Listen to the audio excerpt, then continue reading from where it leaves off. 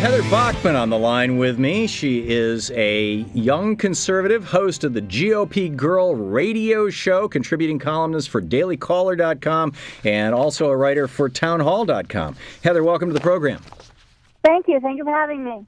You're welcome. You have suggested that that young people in the United States are going to be deserting Barack Obama in droves, his party in 2010, and he himself in 2012 when he runs for re-election.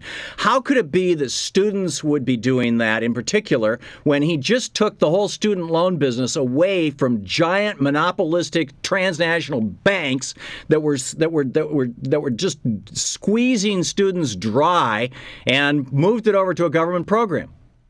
Well, I think instead of the company squeezing the students dry, it's now the government that's squeezing the students dry. The absolute aspect, the objective of the student loan overhaul, in essence, is in reality paying for Obamacare. This is how they're going to do it. They're going to borrow money at a certain percentage to pay for Obamacare, and then they're going to charge students via their student loans a higher percentage in order to pay for Obamacare. The Barack presidency has become the backwards president. He is literally spitting in the same faces that voted for him, that stood for him in November, and will stand against him now in November 2010 and 2012. Heather, Heather, I don't get it. How can you be so lacking in humanity as to support these sociopaths in the Republican Party?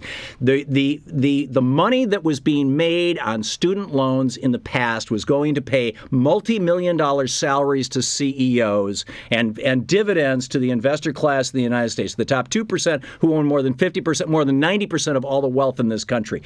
That was where it was going. Now it's going to help pay for the health care of poor people. And by the way, they're charging half as much to the students. And you think that's wrong?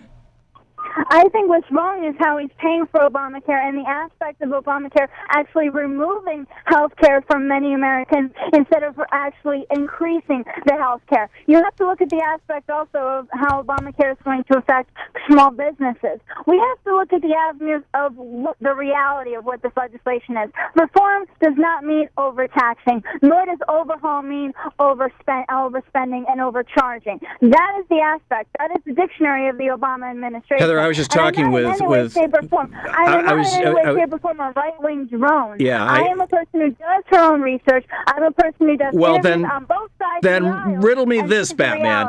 Why is... I was just talking with Ellen Ratner, Talk Radio News. She runs a small business. I run a small business. And we're both finding that just to get health care to our employees, we're having to reimburse our employees to buy private plans because we can't buy, as a small business with 5 or 6 employees, she can't get health insurance in Washington, D.C. I can't get it in Oregon. The reason why? Because in most of the states in this country, 1 or 2 giant health insurance monopolies control the state. And in this state, for example, is United Healthcare. United Healthcare's CEO, Stephen J. Hemsley, in his first 5 years on the job, made over $470 million. And his predecessor, Bill McGuire, made over $1.78 billion for his 10 years of work as the head of United Healthcare. And every damn penny of that came from saying to people like me and like you, Heather, no, I'm sorry, we're not going to pay for that procedure. No, you're not covered for that. And you want those people to continue telling you what doctor you can go to and what service you can get? I definitely don't want Obama and some overseeing organization committee in the government telling me what... Why not? They're answerable to you. They're not out to look for them. You don't vote? That is what the Barack Obama administration has been about, looking out for themselves, their own power, and their own strength. So in other words, you don't vote? I'm sorry? In other words, you don't vote? I definitely vote, but Well, if you vote, then they're answerable to you, Heather. Whereas I can tell you right now, if you try and get to Stephen Hemsley's house, there's video of it on YouTube. If you try to get to Stephen Hemsley's house, the guy who's making $100 million a year, squeezing blood out of people through United Healthcare, they will stop you. They will arrest you. Anyway. But if you stand out front of your congressman's office with a sign that says, throw this bum out, I don't like the way he voted on health care, pro or con, you can actually change policy. That is not the objective here. The objective is to assist and assure that Barack Obama does not serve another 4 years. I thought the objective was to have people handling our health care answerable to us. No, the objective is to make sure that legislators such as Harry Reid and Nancy Pelosi don't have control over our bodies and our lives and our future any longer. So you want to hand that control back to Stephen Hemsley? I want to hand control to the right people, to the right Americans. You have a choice. You can either have 7 large corporations, all of whom pay their CEOs tens of millions of dollars, or you can have the government, which is answerable to you and me and has to do what ultimately we want, because if not, we vote them out. You can have one of those two entities control our health care. Pick one. If they're answerable to you or me, why did Obamacare pass when 90% of the American public did not want it? If they're answerable to us, then they should be reacting to us. They should be reacting to the objective that we require as Americans. If the majority, Heather, you're absolutely right. And that is what the majority has not done, and that's why in 2010 and Heather, I agree with you. Stop. I agree with you. And if the majority of Americans are so angry about Obamacare passing, about the possibility that everybody in America might have health care, following the Massachusetts Mitt Romney model, if the majority of Americans are upset about that, the Democrats are going to lose massively. In other words, they're answerable to us. But you try to throw Stephen Hemsley out of his job at United Healthcare. Good luck.